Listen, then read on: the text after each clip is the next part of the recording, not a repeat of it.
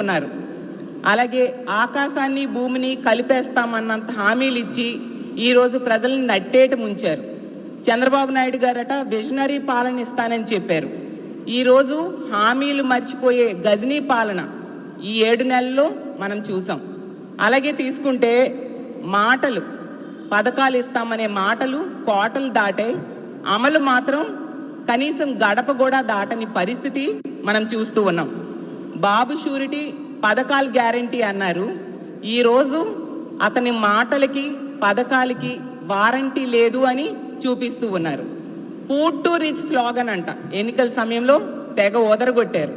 ఈరోజు ప్రజల్ని ఫూల్స్ చేసే పరిస్థితి క్లియర్గా కనిపిస్తూ ఉంది ఆంధ్రప్రదేశ్ రాష్ట్రంలో.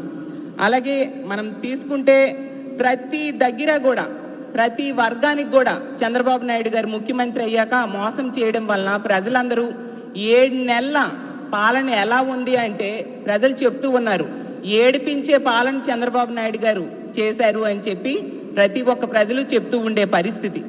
3 సార్లు ప్రజలు నమ్మి చంద్రబాబు నాయుడు గారికి ఓటేస్తే 3 సార్లు కూడా ఎన్నో రకాలుగా మోసం చేశారు. 4గోసారి నేను మారిపోయాను అని చెప్పి మళ్ళీ ప్రజల దగ్గరికి వచ్చేసరికి ప్రజలు మళ్ళీ నమ్మి ఓటేశారు.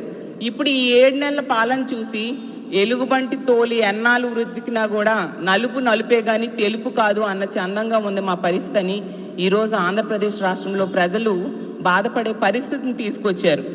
అసలు ఎన్నికల టైంలో పవన్ కళ్యాణ్ గారు అలాగే చంద్రబాబు నాయుడు గారు కూటమి అభ్యర్థులు ఎన్నెన్ని హామీలు ఇచ్చారు. సూపర్ 6 అంట. సూపర్ 6 ఈరోజు ఒక్కటి కూడా అమలు కాని పరిస్థితి మనం క్లియర్గా చూస్తూ ఉన్నాం. సూపర్ 6 ఈరోజు సూపర్ షాక్గా మారిపోయింది. మహాశక్తి మహామోసంగా మారిపోయింది. తల్లికి వందనమేమో పిల్లల పాలిట శాపంగా మారిపోయింది. అలాగే తీసుకుంటే యువగలం హామీలకు మంగళంగా మారిపోయిన పరిస్థితి మనం చూసాం. ఉచిత బస్ అనేది ఉత్తుత్తి బస్సుగా మారిపోయింది. ఇలా సూపర్ 6లో హామీలు ఏ ఒక్కటి కూడా అమలు చేయకుండా గత 7 నెలల పాలనలో ప్రజల్ని నిట్ట నిలువుగా మోసం చేశారు ఈ కూటమి ప్రభుత్వం. అసలు ఎన్నికల టైంలో అరచేతిలో వైకుంఠం చూపించారు ఈ కూటమి అభ్యర్థులు చంద్రబాబు నాయుడు గారు. ఈరోజు చూస్తే 7 నెలలకే నారావారి నరకమైన పాలన చూపిస్తున్నారు అని ప్రజలు బాధపడి లబోదిబో అనే పరిస్థితిని ఈరోజు తీసుకొచ్చారు. మొన్నే ఏడీఆర్ రిపోర్ట్ వచ్చింది. చంద్రబాబు నాయుడు గారట రిచెస్ట్ సీఎం అంట. 31 మంది ముఖ్యమంత్రుల్లో మన దేశంలో చంద్రబాబు నాయుడు గారు రిచెస్ట్ సీఎం అంట.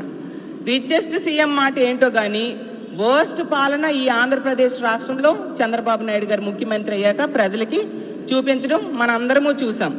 అలాగే చంద్రబాబు నాయుడు గారు ఒక పెద్ద స్టేట్మెంట్ ఇచ్చారు నిన్న. ఏంటి హామీలన్నీ చక్కగా అమలు చేసేసాను, సూపర్ 6 హామీలు సూపర్ సక్సెస్ అయ్యాయి అని చెప్తూ ఉన్నారు. దానికట పెన్షన్ పథకం చాలా సక్సెస్ఫుల్గా అమలు చేశాము. నేను సవాల్ చేస్తున్నాను ప్రతిపక్షాల వాళ్ళకి, అసలు ఇంత బాగా పెన్షన్ 4000 ఇచ్చి అమలు చేసే వాళ్ళు ఎవరైనా ఉన్నారా అనేసి అంటూ సవాల్ విసిరారు. చంద్రబాబు నాయుడు గారికి చెప్తున్నాను, మీ సవాల్ని మేము స్వీకరిస్తున్నాం. మీ మహిళా అధ్యక్షురాలను పిలవండి, నేను కూడా ఒక మహిళా అధ్యక్షురాలుగా వస్తాను. మీరు సూపర్ 6లో ఏ హామీలు అమలు చేశారో చెప్పమనండి, మీరు ఏ విధంగా మోసం చేశారో మేము చెప్తాము. ఎంత ఘోరమైన పరిస్థితి అంటే ఈ పెన్షన్ అనే పథకం సూపర్ 6లో ఉందా లేదా కూడా చంద్రబాబు నాయుడు గారు మర్చిపోయారు. గత టైం అంటే 2014 నుంచి 19 మధ్య చంద్రబాబు నాయుడు గారు ముఖ్యమంత్రిగా ఉండేప్పుడు మేనిఫెస్టోని వెబ్సైట్లోంచి తీసేస్తే ఇప్పుడు మేనిఫెస్టోని మెమరీలోంచే చంద్రబాబు నాయుడు గారు తీసేసిన పరిస్థితి క్లియర్గా అర్థమవుతుంది. అంటే సూపర్ 6లో ఏమున్నాయి, తన మేనిఫెస్టోలో ఏం పెట్టారు అనేది కూడా చంద్రబాబు నాయుడు గారు మర్చిపోయి ఇలాంటి సవాళ్ళు ప్రతిపక్షాలకి విసురుతూ ఉండడం నిజంగా సిగ్గుచేటు. అలాగే మీ చంద్రబాబు నాయుడు గారు మీరు హామీలు ఇవ్వడంలో హిట్ అయ్యారు తప్ప వాటిని అమలు చేయడంలో అట్టర్ ఫ్లాప్ అయ్యారని తెలియజేస్తూ ఉన్నాను. అలాగే మహిళలకు ఇచ్చిన ఏ హామీ నెరవేర్చలేదు సరికదా. ఈ రాష్ట్ర ప్రజలందరూ మీ మోసానికి దగాకి బలైపోయిన పరిస్థితి క్లియర్గా కనిపిస్తూ ఉంది. ఏ ఒక్క మహిళకైనా తల్లికి వందనం ఇచ్చారా? ఏ ఒక్క మహిళకైనా అమ్మఒడి ఇచ్చారా? ఏ ఒక్క మహిళకైనా ఫ్రీ బస్ ఎక్కించారా? ఏ ఒక్క మహిళకైనా ఇల్లు ఇచ్చారా? ఏ చదువుకునే బిడ్డకైనా ఫీజు రియంబర్స్మెంట్ ఇచ్చారా? అసలు ఏ హామీ ఎవరికైనా మీరిచ్చిన హామీల్లో ఏవైనా అమలు చేశారా అని నేను అడుగుతూ ఉన్నాను. అసలు ఒకవైపు చంద్రబాబు నాయుడు గారు, ఇంకోవైపు ఏమో పవన్ కళ్యాణ్ గారు, ఇంకోవైపు కూటమి అభ్యర్థులు మీరిచ్చిన హామీలు అసలు కోటలు దాటే బాండ్స్, గ్యారంటీ బాండ్స్ ఇవ్వడం జరిగింది. లక్షలు అకౌంట్లో పడిపోతాయని చెప్పారు. ఓట్లు వేయకపోతే డబ్బులు మిస్ అయిపోతాయి అంటూ ప్రజల్ని నమ్మబలికారు. సైకిల్కు ఓటేస్తే ఫ్రీ బస్ ఎక్కేయొచ్చు అని చెప్పారు. గ్లాస్కు ఓటేస్తే ఏ క్లాస్ ఉద్యోగాలు వచ్చేస్తాయి అన్నారు. పువ్వుకు ఓటేస్తే పువ్వుల్లో పెట్టి 1500 రూపాయలు మహాశక్తి పథకం ద్వారా ప్రతి నెల మహిళల అకౌంట్లో పడిపోతాయి అన్నారు.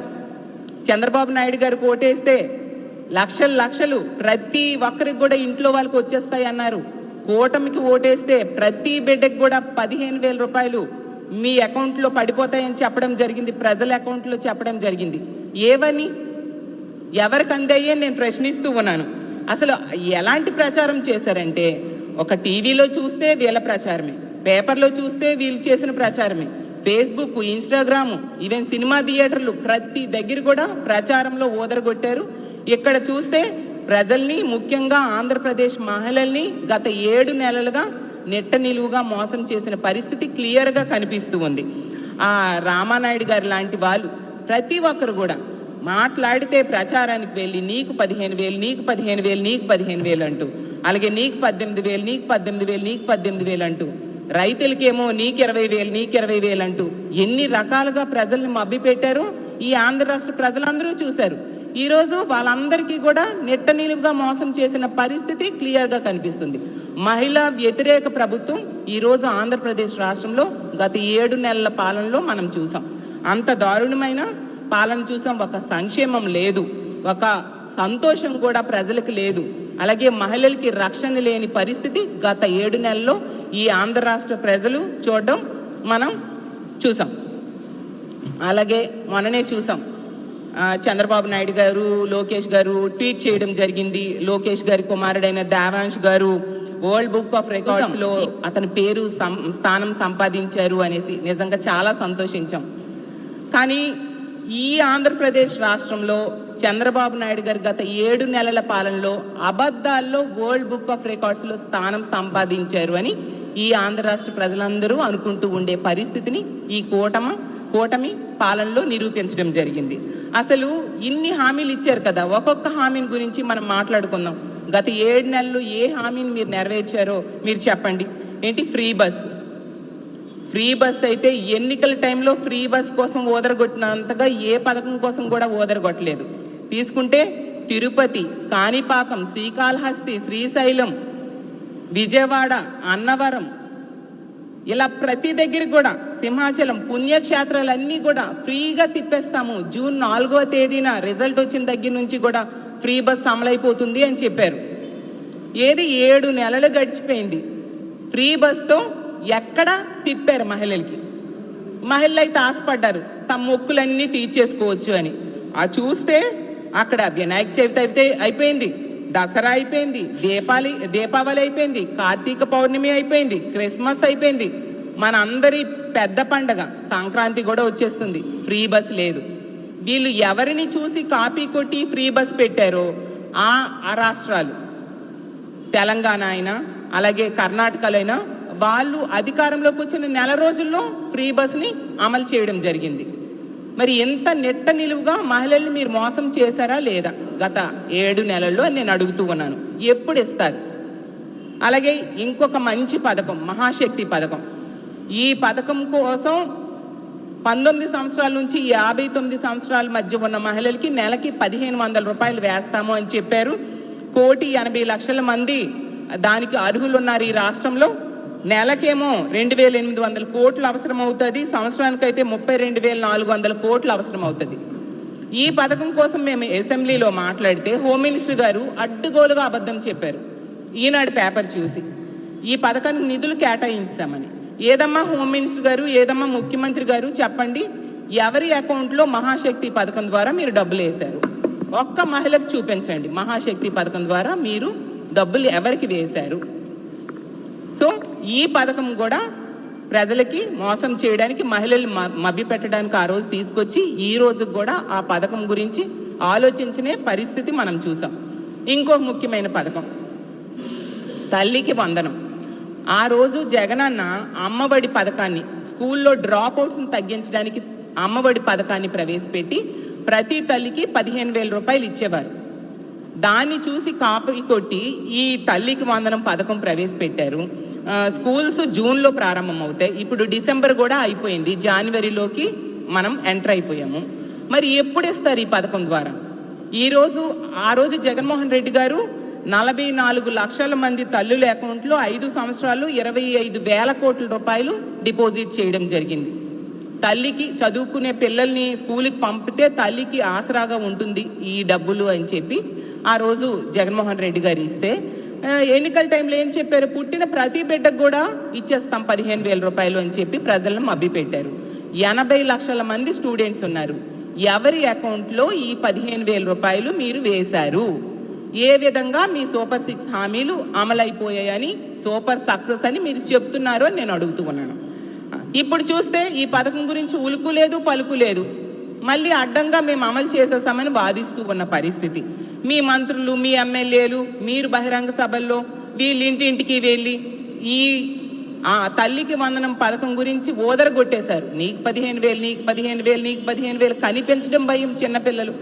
ఇంత ఘోరంగా ప్రజల్ని, చదువుకునే పిల్లల్ని మోసం చేశారు. అలాగే నిరుద్యోగులకి 20 లక్షలు ఉద్యోగాలు ఇస్తాం, లేకపోతే నిరుద్యోగులకి 3,000 రూపాయలు నిరుద్యోగ భృతి ఇస్తామన్నారు. ఎన్ని ఉద్యోగాలు ఇచ్చారు? ఎంతమందికి నిరుద్యోగ భృతి మీరు ఇస్తున్నారు? జగనన్న చక్కగా డిఎస్సి అనౌన్స్మెంట్ చేస్తే దాన్ని క్యాన్సిల్ చేసి మీరు ఏదో 16,000 మందికి డిఎస్సి ఇస్తామని చెప్పారు. నవంబర్ 5వ తేదీ నోటిఫికేషన్ అన్నారు. నవంబర్ అయిపోయింది, డిసెంబర్ అయిపోయింది, జనవరి కూడా వచ్చేసింది.